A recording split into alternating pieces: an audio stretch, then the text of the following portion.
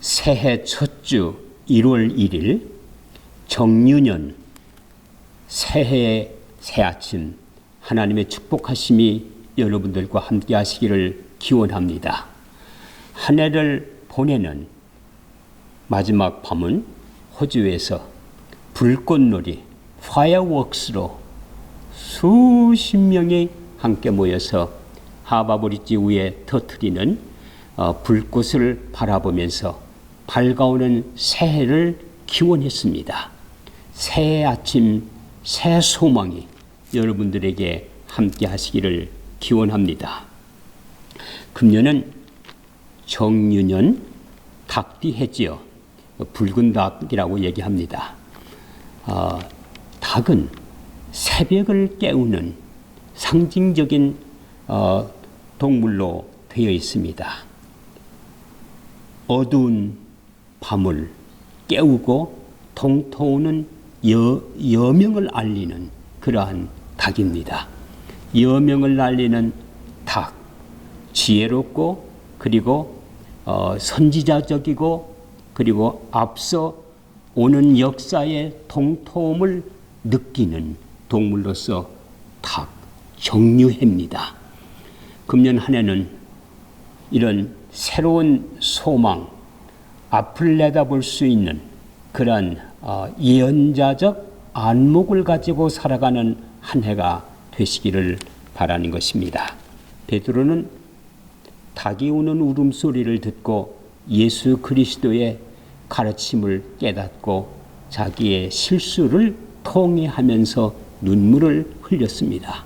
그리고 다시 예수 그리스도의 제자로서의 사명을 감당합니다. 그래서 닭 소리, 닭 울음소리는 바로 하나님의 당시의 음성으로 복음서는 상징적 의미를 내포하고 있습니다. 첫 해는 새로운 것을 계획하면서 또한 소망을 빌기도 합니다. 저는 새해 첫 주간이 되어지면은 며칠간을 산에 가서 지내고 옵니다. 그리고 기도하면서 1년 한 해를 계획도 하고 명상도 하고 준비를 합니다. 준비할 때 대개 저는 3가지의 계획을 갖습니다. 그리고 노트에 적어봅니다. 첫 번째는 영적인 계획을 합니다. 금년 한 해 동안 나는 성경을 어떤 부분을 더 많이 읽을까? 그리고 어떤 성경을 더 많이 집중적으로 설교하고 연구할 것인가를 생각합니다. 영적인 계획입니다. 금년에 저는 로마서를 깊이 읽고 그리고 메모할 생각을 갖고 있습니다. 그리고 금년도에는 영적 계획 중 하나로 해마다 하는 것이지만은 얼마의 11조를 교회에 드려야 될까 하는 것을 가족과 더불어 의논합니다. 또 금년 영적인 계획으로서는 얼마나 많은 부분 중에서 교회를 위해서 시간을 배려할 것인가에 대한 계획도 갖습니다. 이것은 뭐다? 영적인 계획에 속합니다.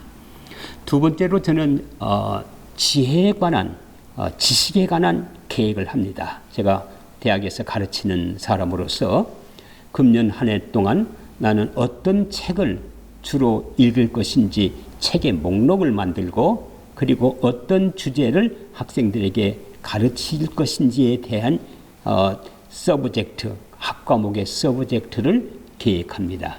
그리고 필요한 책들을 모으고 도서 목록을 만들고 그리고 1년 동안 읽어야 될 책 목록에 티크를 해서 가능한 계획된 대로 그 지식의 세계를 넓히려고 합니다. 그리고 또한 그래 왔습니다. 그리고 세 번째는 제 건강에 대한 계획을 세워봅니다. 이제 제 나이가 벌써 70이 되었기 때문에 건강에 대한 특별한 관심을 가져야 되겠다는 생각을 합니다. 영적인 계획과 그리고 지적인 계획은 항상 목표를 세울 때 가능한 성취해 왔지만은 제 자신의 건강에 대한 계획은 늘 이루지 못한 것이 제 자신의 평가이기도 합니다. 그런데 금년에는 해보려고 합니다. 그리고 네 번째 제 계획은 제 자신의 은사를 취미 파트를 부분을 개발하려는 노력을 항상 하고 있습니다. 이런 계획에 의해서 저는 해마다 그림 공부를 페인팅 공부를 조금씩 해왔기 때문에 지금 제가 상당한 수준에 이르고 있습니다. 이 이야기는 계획을 세우는 삶과 계획을 세우지 않는 삶과는 많은 차이가 있다고 하는 것입니다.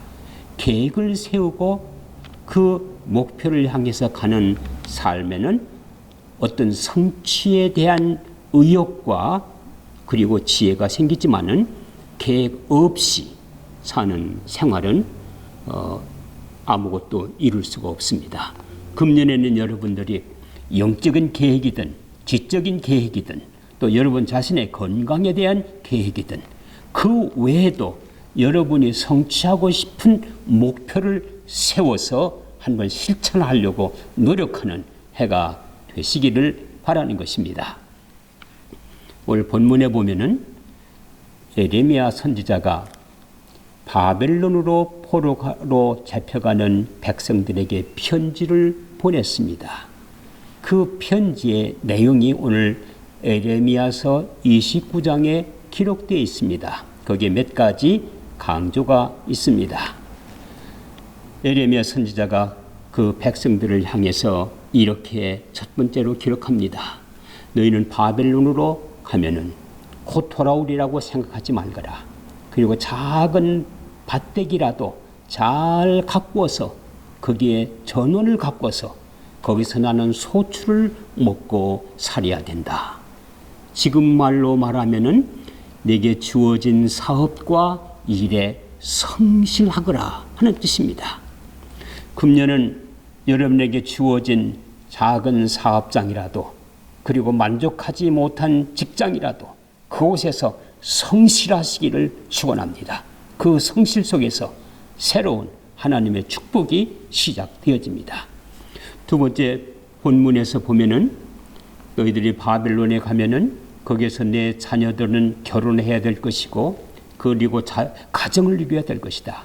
가정을 이루어 자녀를 생산해서 쇠잔하지 않도록 하라. 그렇게 명령했습니다. 가정에 대한 충성입니다. 가정에 대한 성실입니다.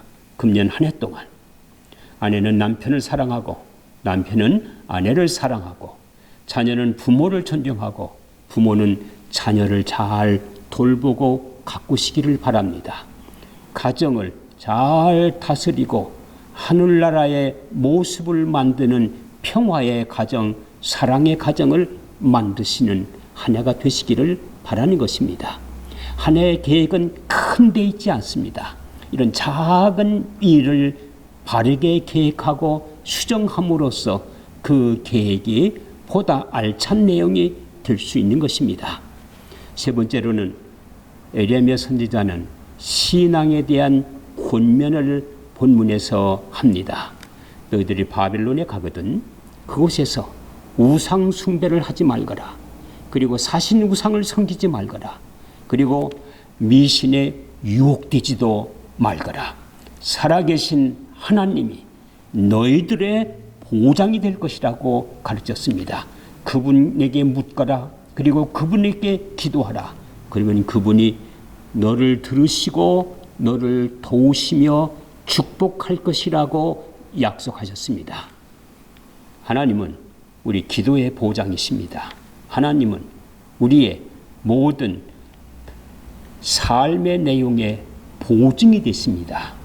영어에서 assurance는 채무자가 채권자에게 돈을 내지 못하지만은 그것을 보증해 주는 것을 가리켜서 assurance라고 부릅니다.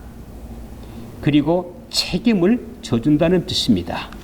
하나님은 우리를 책임져 주실 것입니다. 그리고 보증은 대신 책임을 져준다는 뜻입니다. 예수 그리스도는 우리의 기도의 보증이 되셔서 하나님 앞에 우리의 기도가 상달되도록 도울 것입니다. 보증은 우리의 삶의 계획과 내용이 가능하도록 현실화되도록 이루어주는 능력을 뜻합니다. 약속을 뜻합니다. 하나님이 여러분의 약속을 보증해 줄 것입니다. 하나님이 여러분들의 기도를 보증해 줄 것입니다. 하나님이 여러분의 1년 동안의 삶과 미래를 보증해 주실 것입니다. 그렇기 때문에 오늘 본문에서 이렇게 에레미야 선지자는 다시 약속합니다. 고난이 올 때에, 어려움에 직면했을 때에 두려워하지 말거라. 이것은 재앙이 아니라 너에게 소망이 될 것이라 했습니다. 한 해를 살아나가는 긴 삶의 여정 속에는 어려움을 만날 수 있습니다. 힘든 일에 직면할 수 있습니다. 슬픈 일에 직면할 수도 있습니다. 그러나 그것은 여러분에게 있어서 재앙이 아니라 하나님께서는 소망으로 바꾸시는 보증이 되십니다. 그 힘든 일 속에 하나님께서 주시는 새로운 계획과 새로운 소망과 축복을 발견하시는 여러분이 되시기를 바라는 것입니다. 2017년 금년해는 하나님이 여러분을 위해서 보증해 주시는 해입니다. 믿음을 가지고 첫 발을 디디시기를 축원합니다. 그 믿음 속에서 새 역사가 열리게 될 것입니다. 우리가 이 호주에 오는 코리안 에어라인 비행기를 타고 전 세계를 여행을 하는 경우가 많지요. 조국을 방문할 때가 많지요. 비행기는 참 위대합니다. 수백 명을 태우고 그 다음에 수백 명이 가지고 있는 그 무거운 짐을 다 싣고 그 무거운 비행기가 주 하늘을 떠서 몇 시간이고 창공을 날르는 걸 보면은 인간의 힘은 참 위대하다는 생각이 들어집니다. 이 비행기의 첫 번 시작을 열은 사람이 바로 미국의 우리가 잘 알고 있는 라이트 형제가 아닙니까? 그 라이트 형제는 가난한 교회의 목사님의 자녀로 태어났습니다. 그렇지만 아주 믿음이 좋은 형제였습니다. 가난해서 공부도 제대로 하지 못했지요. 고등학교를 졸업하고 이 형제가 자전거 수리 점포를 열어서 자전거를 수리하다가 두 형제가 나중에는 이 자전거를 만드는, 제작하는 일까지 하게 됩니다. 근데 이들에게 꿈이 있었습니다. 사람이 공중을 어떻게 나를 수 있을까? 이 꿈은 벌써 수천 년 동안 인간이 새를 바라보면서 가지고 있었던 꿈이었지요. 근데 이 두 형제 젊은이가 바로 이 꿈을 실천하기 위해서 낮에는 자전거를 수리하고 밤에는 연구를 했습니다. 형은 윌버라고 불렀고 동생은 오빌이라고 불렀습니다. 윌버와 오빌 형제는 열심히 일하고 열심히 연구를 했습니다. 1903년 12월 17일 최초로 이 라이트 형제가 동력이 움직이는 비행기로 하늘을 떴습니다. 그것도 12초 37m. 이것이 인류에게 최초로 하늘문을 여는 시작이었습니다. 12초 37m. 두 번째 비행기 시험에서 59초 260m. 독립 사람들이 모여서 막 환성을 질리면서 더 높이, 더 빨리. 그러나 26초를 넘어 59초의 비행기는 떨어졌습니다. 그러나 지금 어떻습니까? 그들이 시작한 동력 비행기는 하늘을 날아서 세계 어디든지 갑니다. 우주를 날아서 달나라를 갑니다. 우주를 날아서 화성 가까이 비행을 하고 그리고 화성에 무인선이 도착을 합니다. 위대한 우주의 비전을 꿈꾼 그들이 비전을 열었습니다. 형은 일찍 죽었지만은 동생 오빌은 76세까지 살았습니다. 그리고 그 생전에 동력 비행기가 사람에 의해서 운전을 하면서 몇 시간이고 나르는 비행기를 거의 완성했습니다. 76살에 세상을 떠날 때 그가 마지막 남긴 유언은 아주 훌륭한 유언이었습니다. 바람이 높아 이제 나를 수 있어. 바람이 높아. 시련, 바람 때문에 항상 이 비행기가 흔들리고 넘어지고 그 다음에 나르지 못하고 떨어지고 그 다음에 다리가 부러지고 갈비뼈가 나갔습니다. 그러나 나를 수 있어. 그게 바로 라이트 형제의 의지였습니다. 금년 한 해 2017년 바람이 높아. 불어오는 바람에 염려하지 마시기 바랍니다. 그러나 나를 수 있어. 그러나 걸을 수 있어.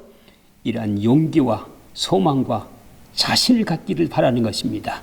왜냐하면 하나님이 우리의 보증이 되시기 때문에 그렇습니다. 그 하나님을 믿는 믿음을 가지고 우리는 도전할 수 있어. 우리는 나를 수 있어. 우리는 걸을 수 있어. 우리는 일어날 수 있어.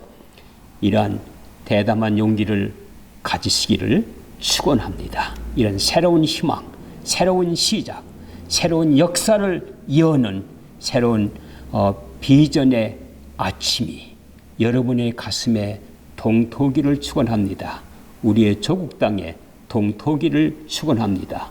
온 인류에 이런 새로운 아침이 밝아오기를 바라는 것입니다. 우리는 바람이 불지만 나를 수 있어. 2017년 우리의 리졸루션, 우리의 결심이요, 우리의 희망이요, 우리의 약속이 될 것입니다.